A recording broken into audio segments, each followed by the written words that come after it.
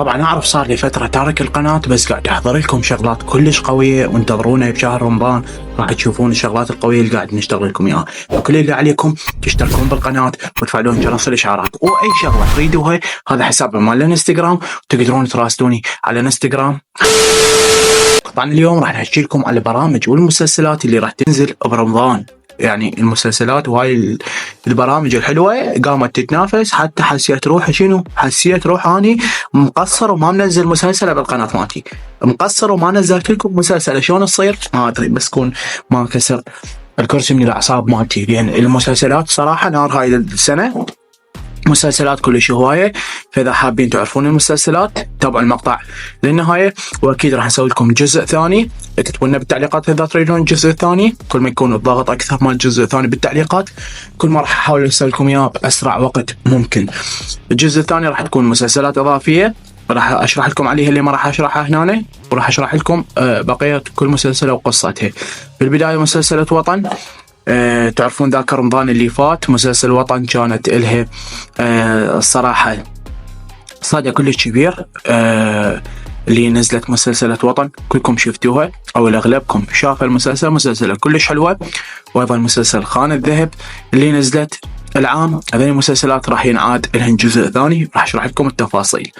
بالبداية خلينا نحكي لكم على مسلسل وطن. مسلسل وطن راح تبدي راح تنزل الجزء الثاني على قناة وطن تي في، تمام. ايضا راح تكون اخراج وتأليف مهند ابو خمرة. بالاضافة الى انه المسلسلة راح تكون على قناة يو تي في مو على قناة الشرقية. بالاضافة الى اكو مسلسل ثانية، مسلسل جديدة وكلش حلوة، صورنا لكم الكواليس من عندها. صورنا اياها طه كمارو، رابط قناته بالوصف.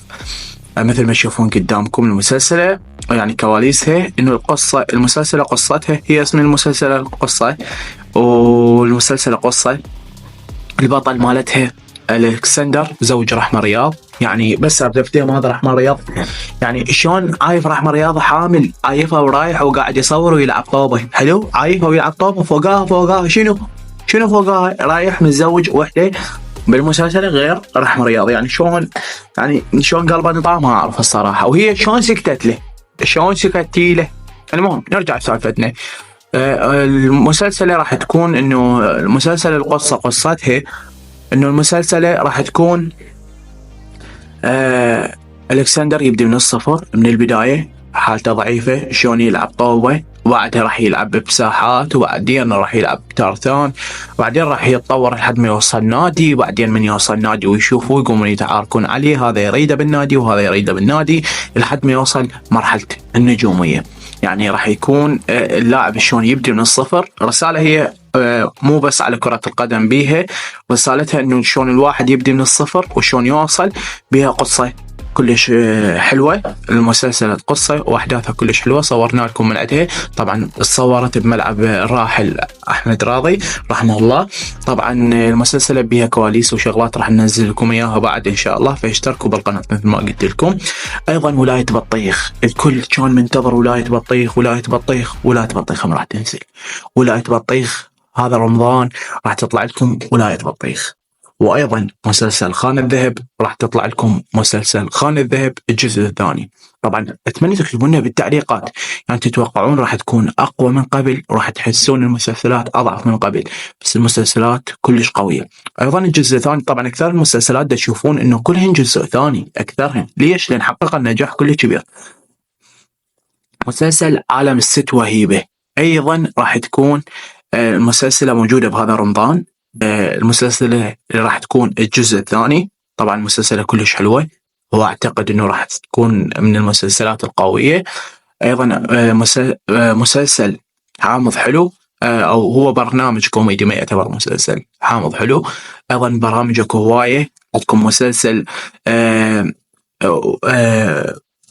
نسيت اسمه مال احمد وحيد، نسيت خلي طلع ثواني تحملون ثواني.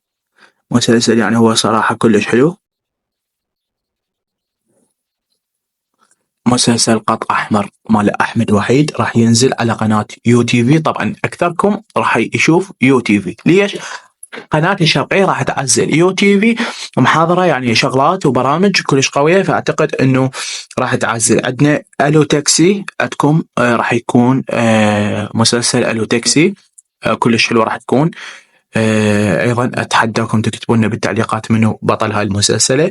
وأيضا أكو مسلسل اسمها ملاك على قناة العراقية، مسلسل ملاك اللي راح تكون بين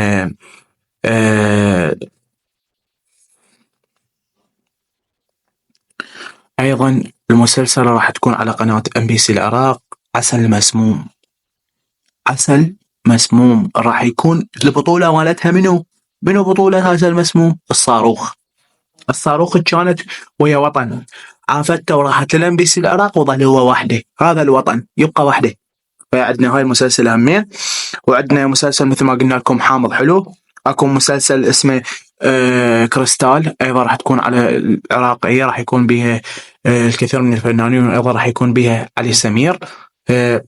قولنا بالتعليقات شنو رأيكم بهاي المسلسلات اللي راح تنزل. طبعا مسلسلات كلش هواية طبعا مثل ما تشوفون قدامكم. ايضا راح تنزل مسلسل العائلة، تمام. مسلسل العائلة طبعا قاعد احكي لكم حاليا من كثرة المسلسلات، قاعد احكي لكم بشكل مختصر او اسامي المسلسلات اللي راح تنزل والبرامج، تمام. فاكتبوا لنا بالتعليقات اذا تحبون المسلسل الاكثر تحبون نشرح عليها بالتفاصيل، انزل على كل مسلسل فيديو، وايش قد تكتبون بالتعليقات راح ننزل لكم عدد فيديوهات اكثر، تمام. فالمسلسلات كلش هوايه، اذا احكي عليها من هنا للصبح ما نخلص. هذني ابرز المسلسلات اللي حاليا راح نحكي عليها لحد الان. الشرقيه تتخيلوا لحد الان ما حكينا لكم على مسلسلات بالشرقيه، فقط المسلسلات العائله. قناه الشرقيه مستحيل انه يجي رمضان وما تنزل مسلسل قوي او شغل مو قوي لحد الان. يعني قلنا لكم على قناه يو تي في، قناه العراقيه، قناه MBC العراق، هذني كلهن قاعد ينزلات، عدا المسلسلات اللي راح تكون العربية، المسلسلات المصرية وباقي المسلسلات العربية والبرامج العربية. أيضا راح يكون يعني تتوقعون رامز هذا الموسم ايش راح يسوي. أنا أكو شفت منشور وكلش عجبني على الفيسبوك، شلون لو لو سعدون راح بمقلب ويا رامز جلال، بس تخيلوا لي الموقف يعني شنو راح يصير. هذا كان مقطعنا اليوم، أتمنى عجبكم المقطع، وإذا حابين إنه ننزل لكم بعد مقاطع فاكتبوا لنا بالتعليقات مثل ما قلنا لكم. وراح تكون أيضا جوائز بشهر رمضان، راح أسوي لكم ويا كل فيديو جائزة بشهر رمضان، فحاولوا إنه تدعمونه أكثر قدر المستطاع إيش قد ما تقدرون، وإيش تحتاجون. مثل ما قلت لكم هذا حسابي بالانستغرام، وهنا راح ينتهي المقطع. أشوفكم فيديوهات جديدة، مع السلامة.